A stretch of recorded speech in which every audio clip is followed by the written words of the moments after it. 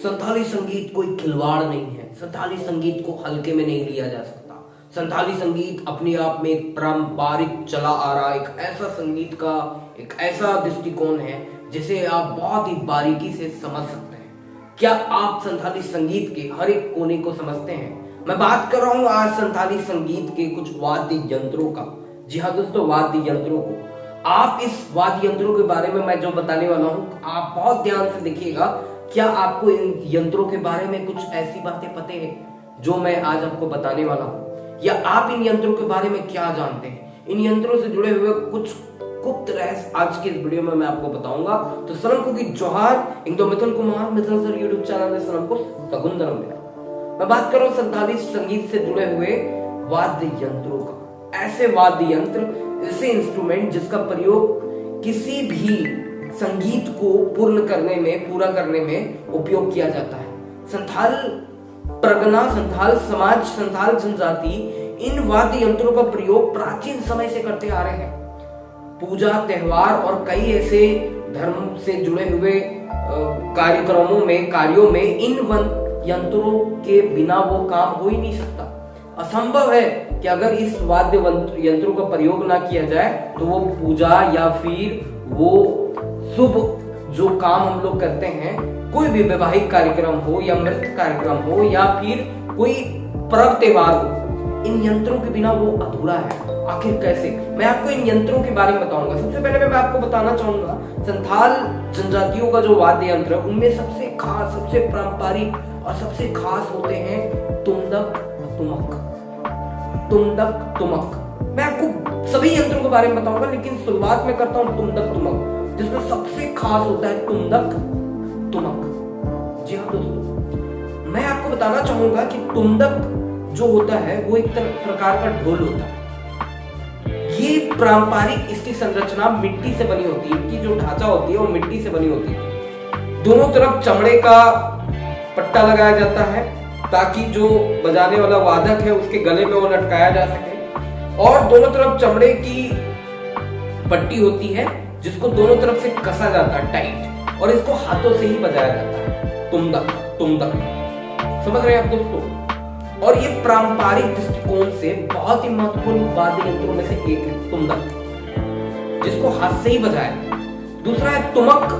और तुमदक के बारे में एक और बात मैं बताऊंगा, इसका जो बायां सिरा होता है वो दाएं सिरे से बड़ा होता है।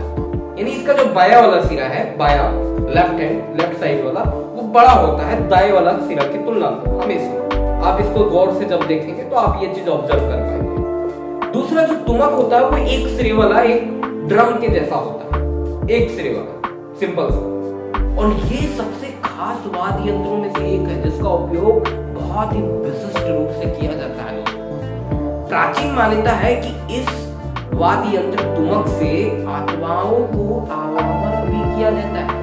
आत्माओं का आह्वान किया जाता है।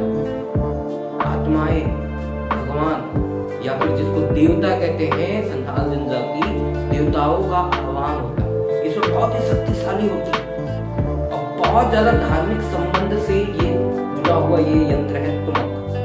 बहुत ही शक्तियां होती है और आध्यात्मिक रूप है ये यंत्र। ये यंत्र कोई मामूली यंत्र नहीं है। इसके जो धुन होते हैं उसमें एक अद्भुत शक्ति होती है, और वो शक्ति वही समझ सकते हैं जो संथाल जनजाति से जुड़े हुए इन यंत्रों का प्रयोग देखे, जिन्होंने अपने कानों से सुना है इन यंत्रों में कितनी शक्ति होती है। आपको मैं बता रहा हूँ हर एक बात, आप लोग मेरे बातों को ध्यान से समझे और वीडियो के अंत तक बने रहे। हो सकता है कुछ मैं गलत बोलूं तो आप मुझे सुधारना जरूर, या मैं आपको जितना बता रहा हूँ कुछ और भी आपको इसके बारे में जानकारी है तो आप लोग कमेंट करके जरूर बताना। जी हाँ दोस्तों, तो आगे के कुछ यंत्र के बारे में आपको बताऊंगा, आप लोग वीडियो के अंत तक बने रहिए।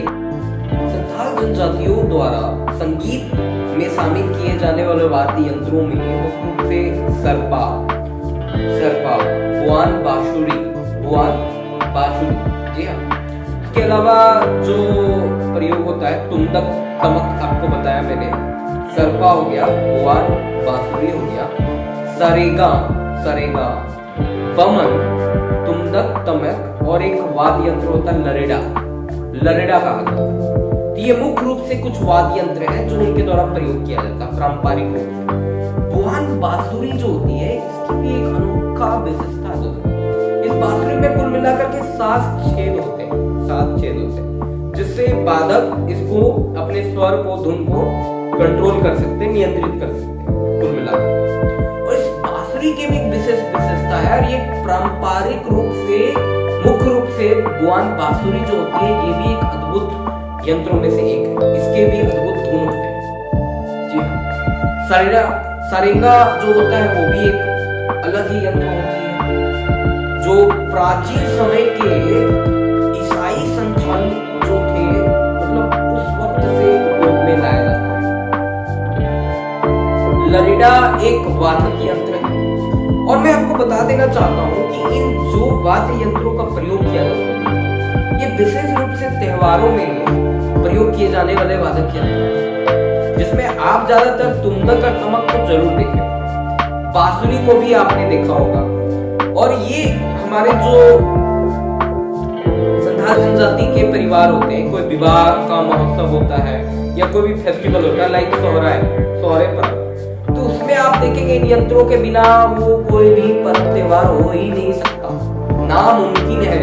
इतनी खासियत है इन यंत्रों का, इन वाद्य यंत्रों का, कि इनके बिना वो धुन प्रकट ही नहीं हो सकते, लिखा ही नहीं सकता। मतलब जैसा फेस्टिवल वैसा धुन आपको देखने को मिलेगा। हर एक पर्व में आपको धुन में कुछ ना कुछ दिखेगा जो उसके वादक समझते हैं।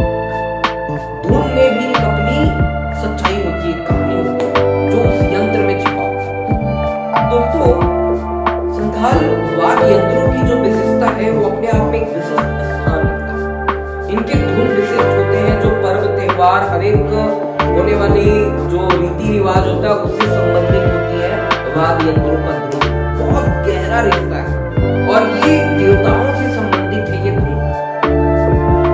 यानी इसका रिश्ता डायरेक्टली लौकिक परलौकिक भी माना जाता है। इसमें बहुत बड़ी खासियत होती है। तो इन धुनों को आज भी बजाया जाता है पर्व त्योहार के मौके पे जब आप इसको सुनते हैं। इस वीडियो के माध्यम से मैंने आपको कुछ स्पेशल कुछ बातें बताने की कोशिश की जो हो सकता है आपको पता हो। आप कमेंट करके बताइए और कुछ ऐसी जानकारी इस वाद्य यंत्रों के बारे में तो हमारे इस चैनल के माध्यम से इस वीडियो में आप कमेंट में जरूर बताइएगा, ताकि मैं इस जानकारी को दोबारा से रिपीट कर सकूं। फिर मिलता हूं नए वीडियो में नया कुछ लेकर के। सबको धन्यवाद। जोहार, जय हिंद, जय झारखंड, जय।